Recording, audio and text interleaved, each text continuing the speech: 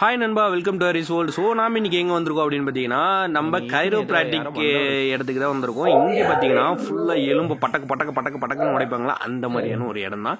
உங்களோட உடம்பு பாடி எல்லாமே ஃப்ரீ ஆகிடும். மசாஜ் பண்ண மாதிரி தான் கிட்டத்தட்ட எல்லா எலும்பெல்லாம் அப்படியே தனித்தனியாக சடக்கு எடுத்து விடுவாங்க பார்த்தீங்களா, நம்ம எடுக்கிற சடக்கு. ஸோ அதை வந்து நல்லா நீட்டாக எடுத்து விட்றாப்புல.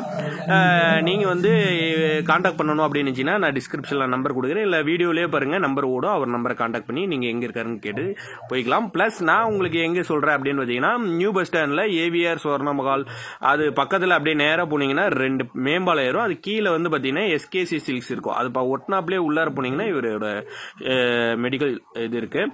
ஸோ நீங்கள் அவர்கிட்ட கான்டாக்ட் பண்ணி என்ன பண்ண ஏதாவது உங்களுக்கு தேவையான என்ன டீட்டெயில்ஸ் வேணுமோ கேட்டுக்கலாம். அண்டு நம்ம சஜஸ்ட் பண்ணுறது என்னன்னா, கைரோப்ராக்டிக் இவர் நல்லா பண்ணியிருக்கிறாரு. என்னோட வீடியோஸ் ஃபுல்லாக பாருங்கள். பார்த்துட்டு உங்களுக்கு ஏதாவது சஜஷன்ஸ் இருந்தாலும் கால் பண்ணி கேளுங்க. அண்டு நம்மளோட HR construction and painting work ரெண்டுமே பண்ணிட்டு இருக்கோம். ஸோ அதோட என்கொயரி வேணும்னாலும் என்னோட நம்பருக்கு கான்டாக்ட் பண்ணுங்க. என்னோட நம்பரும் கொடுத்துருக்கேன். அதுதான் என்னோட நம்பர். ஹெச்ஆர் கன்ஸ்ட்ரக்ஷன் அண்ட் பெயிண்டிங்னு போட்டிருப்போம். இதுதான் என்னோட நம்பர். அண்ட் வீடியோ ஃபுல்லாக பாருங்க. உங்களுக்கு ஏதாவது டவுட் இருந்தா இல்லை நம்ம பெயிண்டிங் நம்ம கான்டாக்ட் பண்ணுங்க. நம்ம வீடியோஸ் கண்டினியூஸா அடுத்தடுத்து நல்ல இதாக போட்டுட்டு இருக்கோம். உங்களோட ஆதரவு அன்பு ரொம்ப தேவை.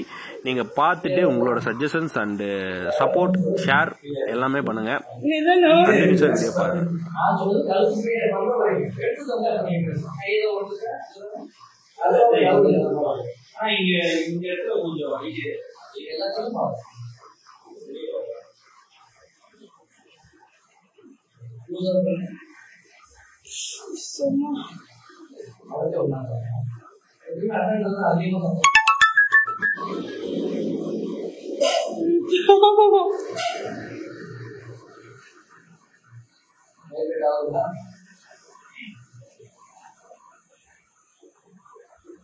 மூஞ்சிய மாறி போச்சு.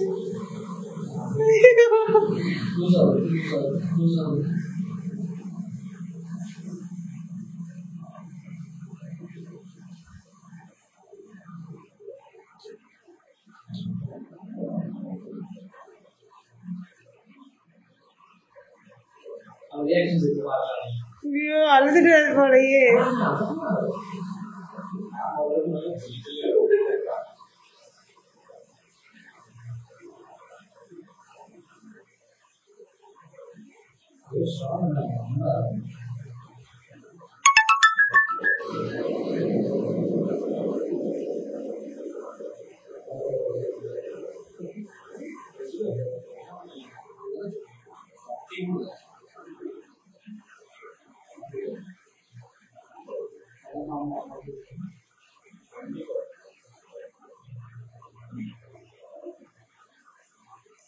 நல்லா ஒர்க் அவுட் பண்ணுவாரு, இப்பதான் பண்ண மாட்டீங்க.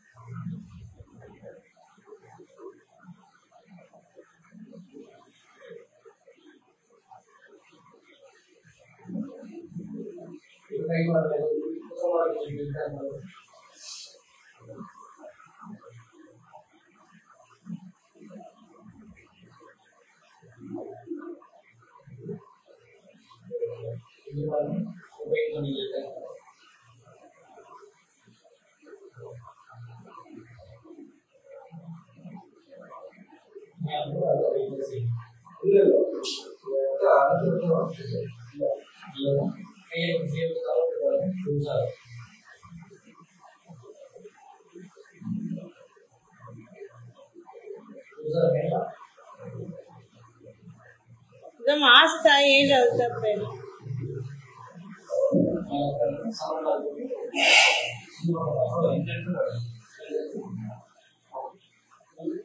वाली अच्छा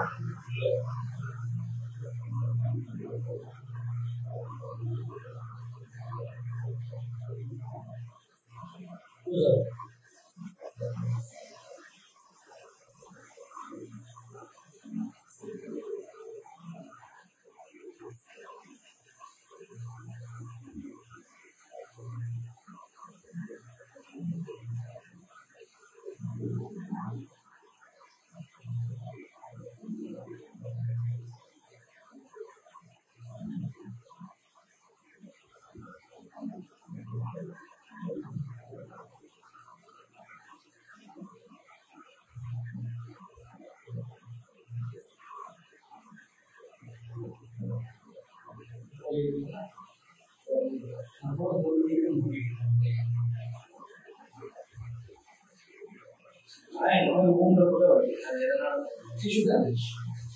Internal tissue damage.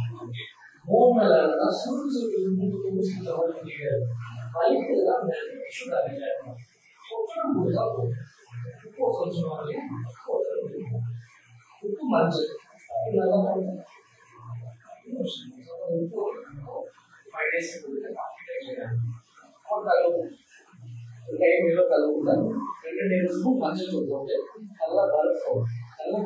வெடிக்கிற அளவுக்கு அது கோயிலுக்கு கொஞ்சம் முடிச்சுக்கிட்டு பெயிண்ட் சொன்னா அஞ்சு நாளைக்கு ரெண்டாவது நாளே ஒரு நல்ல வெடிப்பாங்க. இங்க எங்க பெயிண்ட் இருந்தோம் சமணகாலத்துக்கு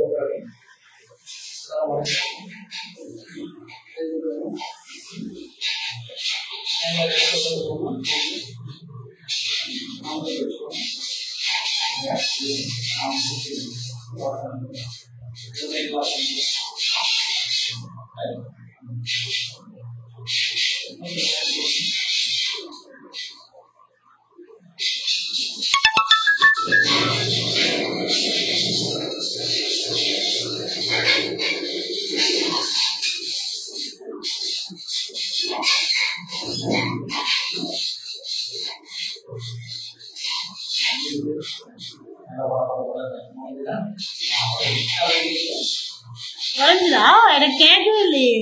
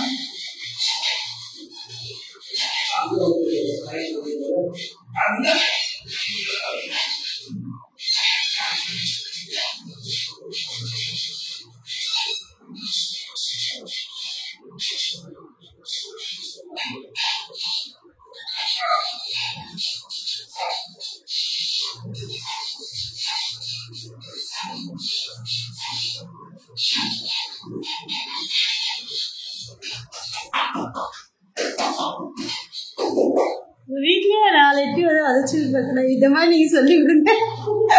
குத்தி கும்பிட்டு வச்சு குத்தி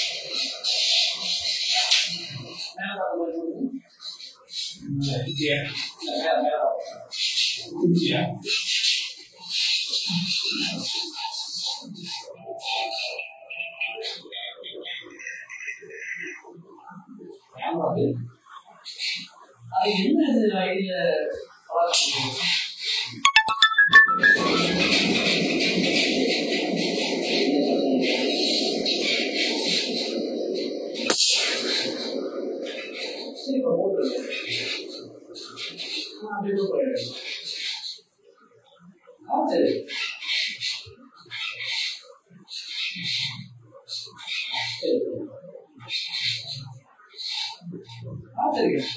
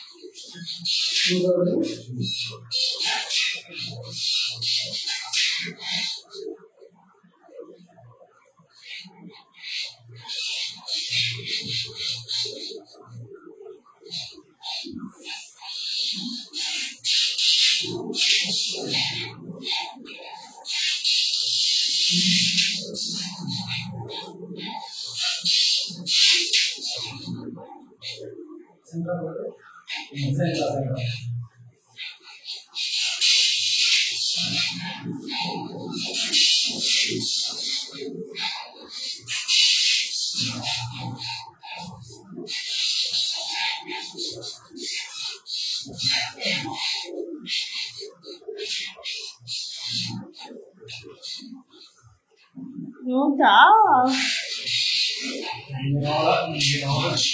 ஐயோ 4ஆம் மாசம்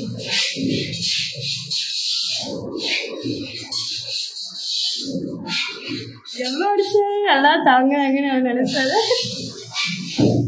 இதுதான் கோரி கத்துறாங்க.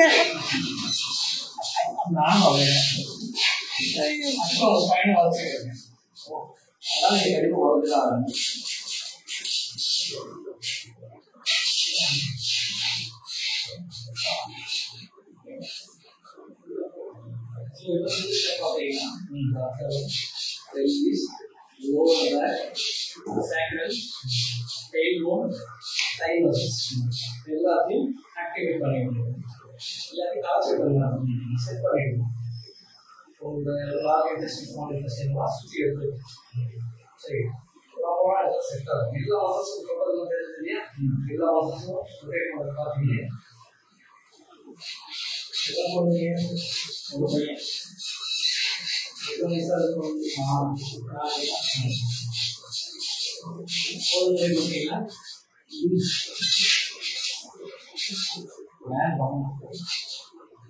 சீக்கிரம் வயசு பண்ணிக்கலாம்.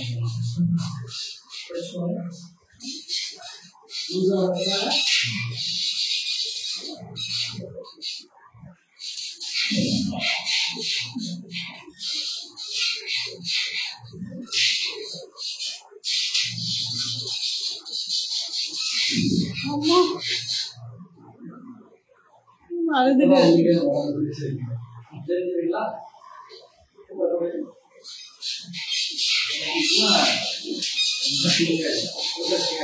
இருக்கு இருக்கும். நாளைக்கு என்னதான் வலிக்குதுன்னு சொல்லு.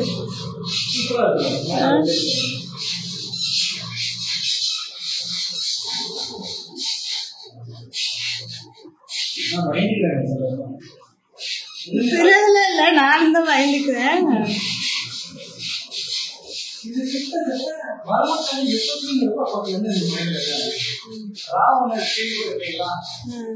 ராமாயணத்தை படிக்கும்போது பார்த்துட்டீங்கன்னா அவங்க ராவணன் அதெல்லாம் தர்மத்திலே குறிப்பிடப்படும்.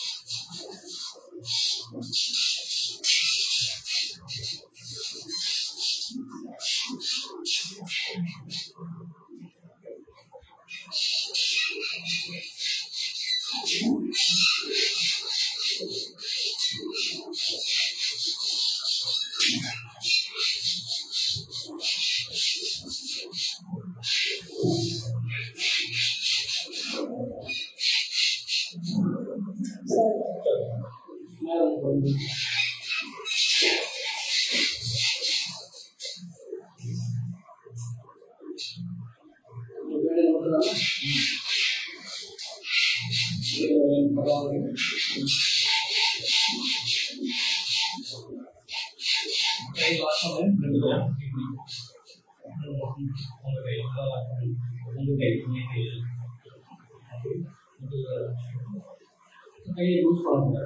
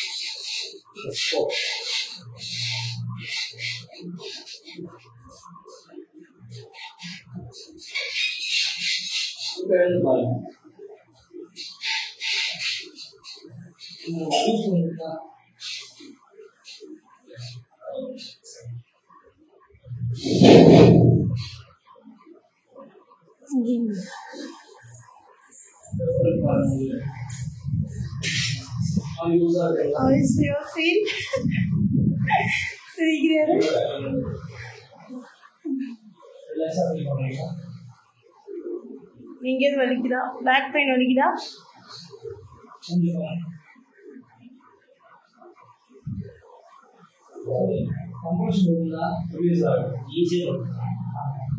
அதெல்லாம் அவ்வளோ ஸோ உங்களுக்கு மசாலா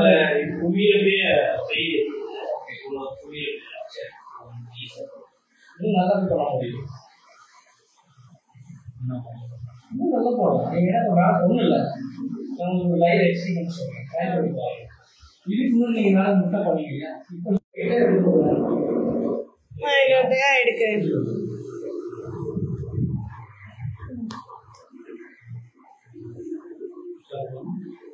ஸ்டார்ட்.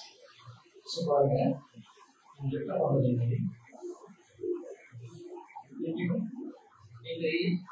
ரிலாக்ஸ் ஆச்சு.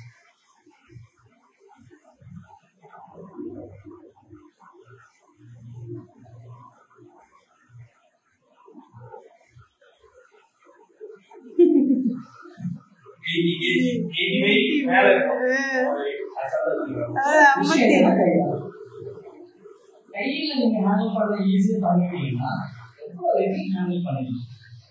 பாடியில இருந்து மொத்தமா வெயிட் கொடுக்கலாம். கையை மட்டும் புதுசாச்சு இதெல்லாம் முக்கியமே வெயிட் வரைக்கும் அவ்வளவுதான். உங்களுக்கு யூஸ் பண்ணுறது 55 கிலோவா வெயிட் இல்லை, மேல இல்லை, வெயிட் இல்லை, வெயிட் இல்லை. ஆமா, இதுதான் விஷயம் இருக்கு. கஷ்டப்பட்டு சொல்லலாம். உங்களுக்கு கொஞ்சம் கூட கஷ்டம் இருக்கு. ஒரு 10 வெயிட் செய்யணும். இதுதான் வாய்ஸ் டிஃபரன்ஸ் போகிறதுனால கிடைக்கும். சரி, இது அப்படியே மெயின்டைன் ஆகணும்னா என்ன பண்ணணும்? எல்லா மசில்ஸையும் ஆக்டிவேட் பண்ணணும். சரிங்களா? அது செஞ்சுட்டாலே போதும். அதனால ரைட் ஹேண்ட் காட்டுறேன் உங்களுக்கு. எக்ஸசைஸ்லாம் பண்ணுவாரு. ஒரு 2 டேஸ் 3 டேஸ் பண்ணுவாங்க. அது அப்படியே இல்ல கண்டினியூஸ் பண்றது இல்ல. இந்த என்னோட ஷோல்டர்ல நான் ஃப்ரீ பண்ணுவேன்னா முட்டினா நம்ம மசில்ஸ் எல்லாத்தையும் ஆக்டிவேட் பண்ணிடுவோம். சூரிய நமஸ்காரம். இந்த காலோட நாமளும் இந்த மாதிரி செய்யணும். காலத்தை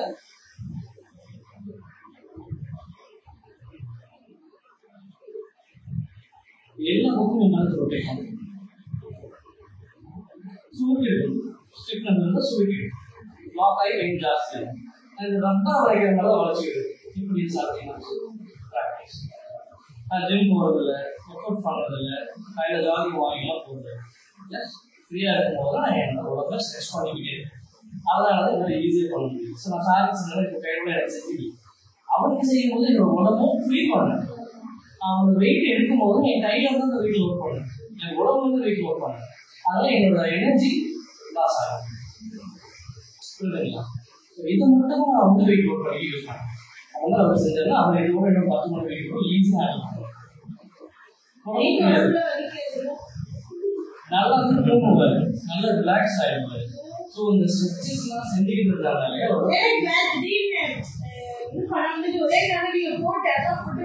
அதனாலதான் மசில்ஸ் எல்லாத்தையும் ரிலாக்ஸ் பண்ணி விட்டுட்டேன்.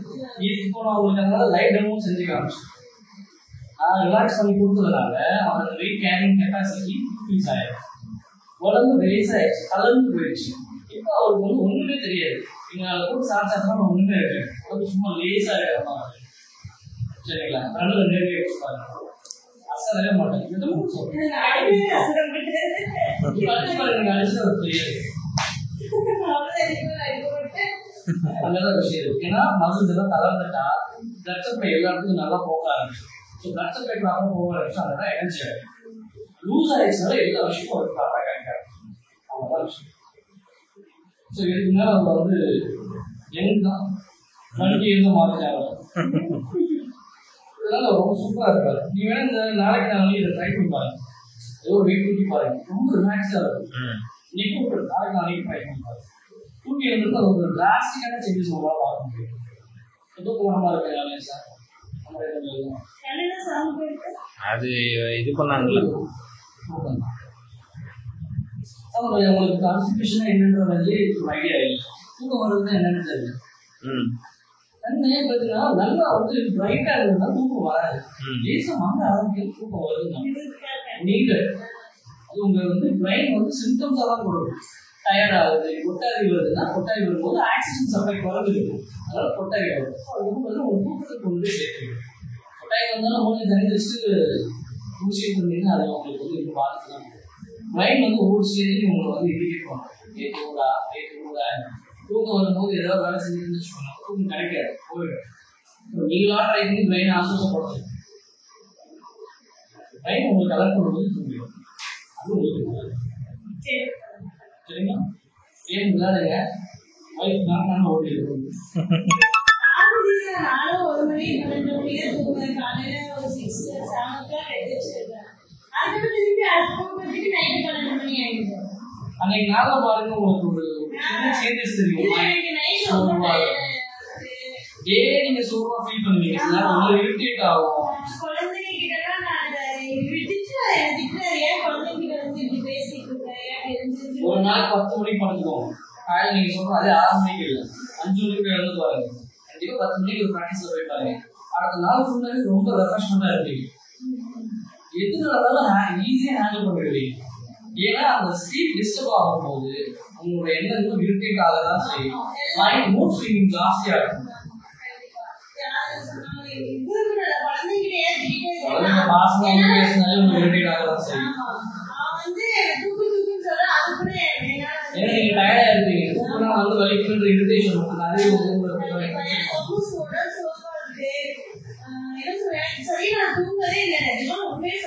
நீங்க பண்றது தப்புதான். 12 மணிக்கு தான் தூங்குவேன். அப்படி ஒரு சில டைம் 1 மணிக்கு கூட ஆயிடுது. அப்படி நான் தூங்கி காலையில என்னால எந்திரிக்கவே முடியல. ரொம்ப கஷ்டப்பட்டு எந்திரிச்சு நான் வேலை முடிச்சுட்டு ஆஃபீஸ் போனாலும் அங்க முடிச்சுட்டு இங்க வந்துட்டு திரும்பி நான் தூங்குறதுக்கு நைட் ஆகுது. அப்படி இருக்கும்போது நீங்க தூங்கி எழுதிங்க பாத்தீங்களா, ஒரு சின்ன ப்ராக்டிஸ் ஃபாலோ பண்ணிக்கலாம். தூங்கி எழுந்ததும் 15 நிமிஷம் ஃபர்ஸ்ட் தூக்கம் எழுந்துருவீங்க. எழுந்திருச்சு முழுசா எந்திரிச்சு போகிறதுக்கு 15 நிமிஷம் சும்மா கணக்கு பண்ணி பார்த்துருவீங்க. 15 நிமிஷம் அதை நீங்க வந்து உங்க உடம்பை ரெடி பண்ணுறதுக்கான டைம். ஒரு 15 நிமிஷம் மட்டும் ரிலாக்ஸ் ஆகிட்டீங்கன்னு வச்சுக்கோங்க, எல்லாம் சரியாயிடும்.